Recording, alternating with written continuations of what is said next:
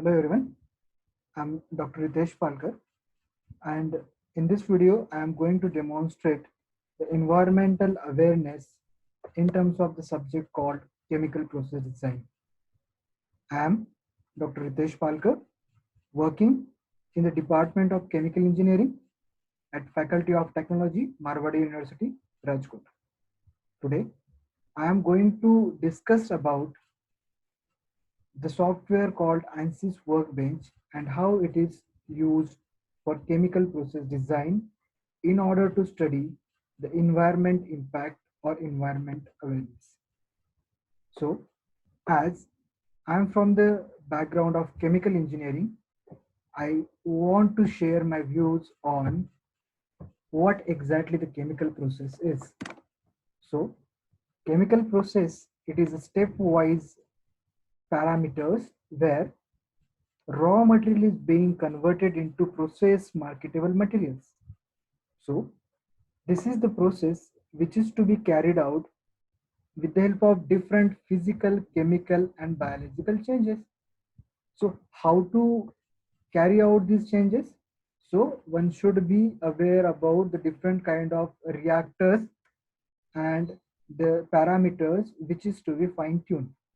Okay, so the role of chemical engineer or the process engineer is to convert that raw material into process marketable materials. As I had discussed with you, there are different kind of reactors which can be used to carry out this kind of chemical processes. Okay, so how the processes are being carried out? Initially, one should go to the lab experiments. If it succeed, then these experiments has to be conducted on commercial scale. It is then termed as pilot scale plants. And based on combination of lab experiments and pilot lab scale, which is to be done for commercial production, there may be some important parameters which we need to take care. Those are economics of the process, safety of the process, and sustainability. So let us take a simple example of the reactor which I have kept in front of you. Let's say these are only the drawings which I have referred during my PhD thesis work. So this is a liquid solid circulating fluidized bed of different types.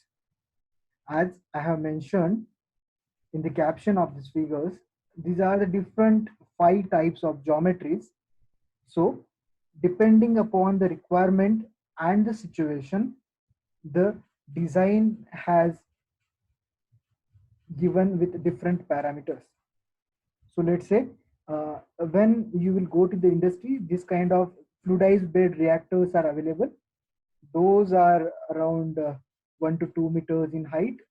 They will have some connections, and these connections are critical along with the internals. Small pipes will be kept inside the main tube or main reactor, and then we have to check whether the reaction is occurring or not. So there are different kind of parameters like catalyst, fluid flow, then amount of catalyst which we are putting, what is the size of catalyst. Okay, so based on the study, right now I am having the 5 reactors. Okay, so this is my simulation work which I am going to present in this video. So these are my different 5 reactors, 5 categories which I have studied.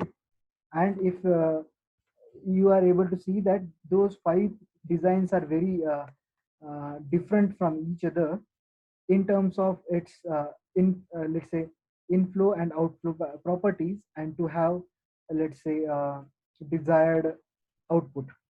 Okay, so as I have done this simulation, when you will go for physical lab experiments, it may take time because this 5 figures are having different kind of internals, different kind of fluid which maybe have different properties. It may be corroded, it may have some kind of hazards. Okay, it may have different kind of shape, size. So it is quite difficult to erect and project this kind of equipment. So see, I am having 5 reactors in front of me right now. If I will do the simulations with the help of ANSYS Workbench, it may take around for me 1 or 2 months to do a systematically arrangement of these reactors. But when we will go to the field or the industry, it may take more time. Okay, so my idea is when I will go for the reaction system, so I have worked with ANSYS Workbench, and these are my results which I have obtained during my simulation. So this is the counter of solid volume fraction at various time. So you may be able to see that I have carried out some simulation, and at interval of, let's say, 2 seconds, or let's say up to from 0 to 20 seconds, I have gone through this study.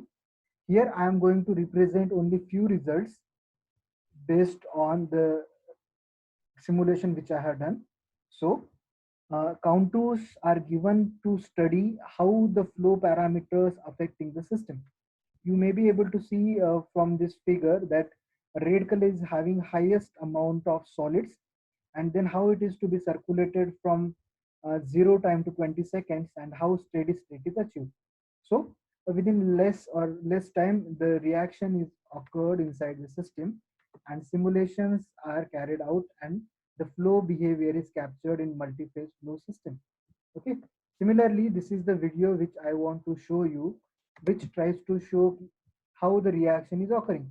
So in this situation, virtually, I am able to know about how the system is behaving to the parameters which I have changed. Okay, so depending upon your situation, your parameters, one can able to see the different parameters those are affecting the system without doing the physical experiments. So this is what the advantage of this whole system is. So what is environment and sustainability aspect in process or reactor design with respect to the example which I have cited? So simulations, it will take less time, so there is a reduction in time. Okay, it is less hazardous, so safety is very important.